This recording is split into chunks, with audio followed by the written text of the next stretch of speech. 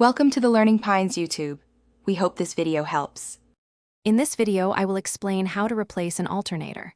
Before starting, gather all your necessary tools and safety equipment. You'll need a complete socket and wrench set, a ratchet, and a torque wrench for proper tightening. Don't forget your safety glasses and gloves.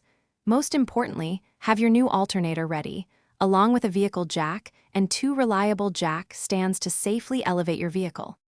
Now, let's prepare for the removal. First, always disconnect the negative battery cable to ensure safety and prevent any electrical issues.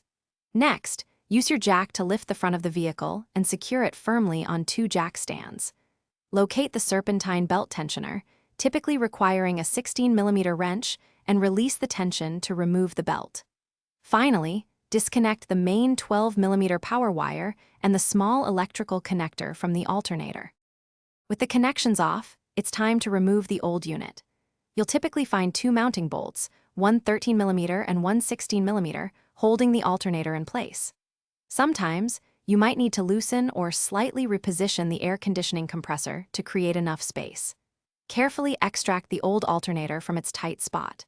Now, gently guide your new alternator into position, ensuring all mounting points align perfectly for a smooth fit.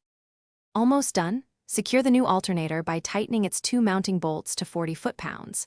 Reconnect the main power wire, typically a 12mm nut, and the small electrical harness to the back of the alternator.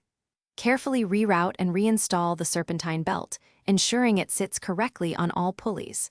Finally, reconnect your negative battery cable. Start your engine and check for proper charging and no warning lights on your dashboard.